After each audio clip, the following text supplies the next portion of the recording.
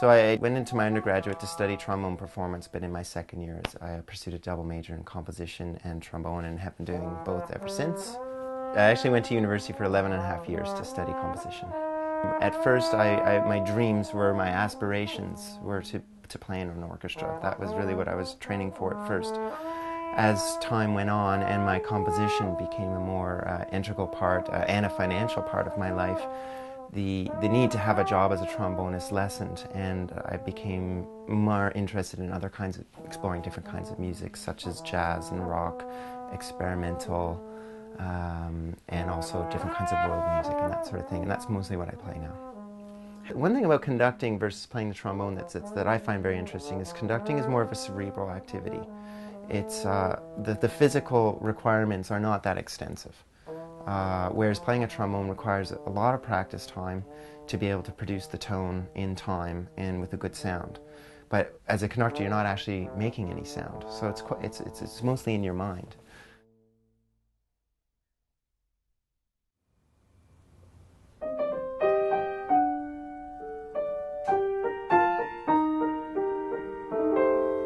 I've been playing the piano since I was 4 years old. I went through the Royal Conservatory of Music through Toronto, and then after high school I went to university for about 10 years and I got a bachelor's degree and a diploma.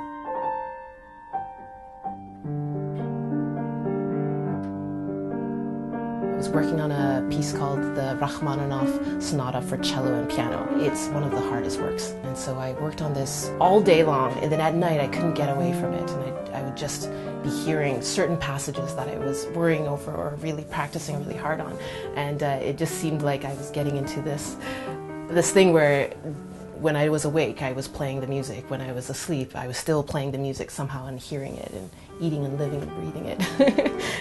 I just love that connection between the musicians and the audience so much that I see something very organic, very circular, and almost a blend of smiling, ecstatic looking faces, smiling and beaming back at us, and that we're all kind of connected, and it's very bright and very joyous.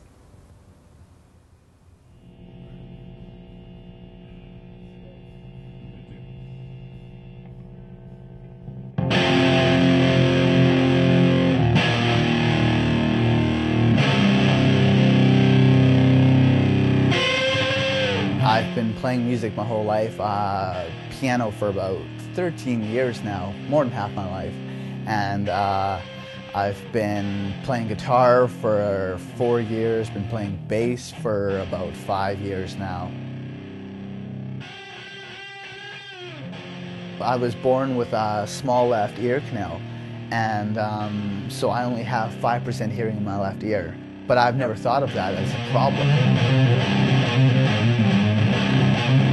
My biggest dream is just sharing my music with people, is really getting a deeper connection and understanding with as many people as I can meet and try and influence them with what I do.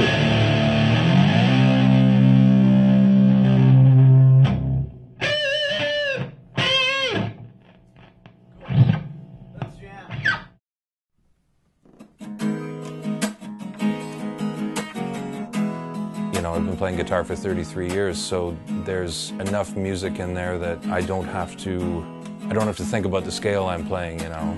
Fear is a mountain you can never climb,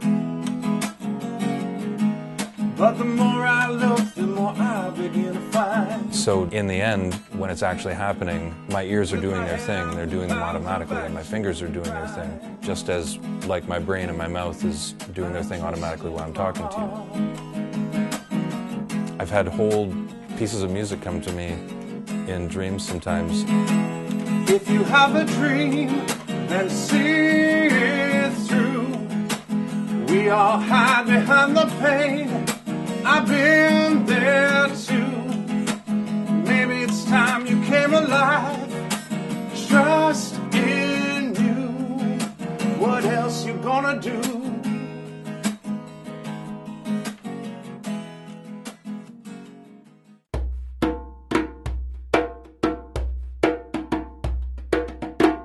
I'm a furniture finisher by day, but a musician by night, playing drums and percussion.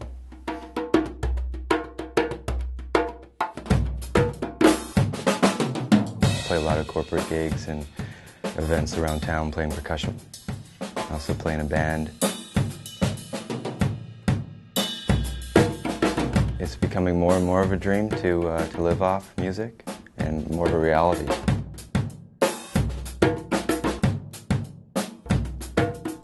My main dream right now would be able to play music for a living and travel and make ends meet by being able to travel and play music.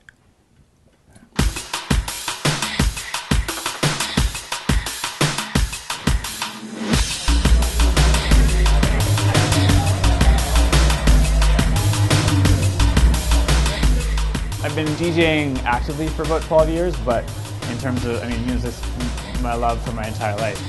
I've been working at record stores, working at music companies for almost the entire time I've been DJing.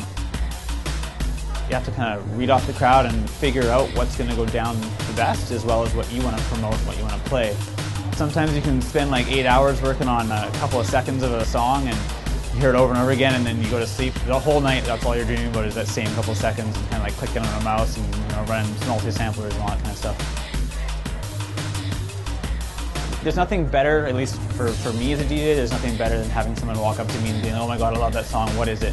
And I can like write down the artist name on a piece of paper, and they can go home and they can download it on iTunes and check it out.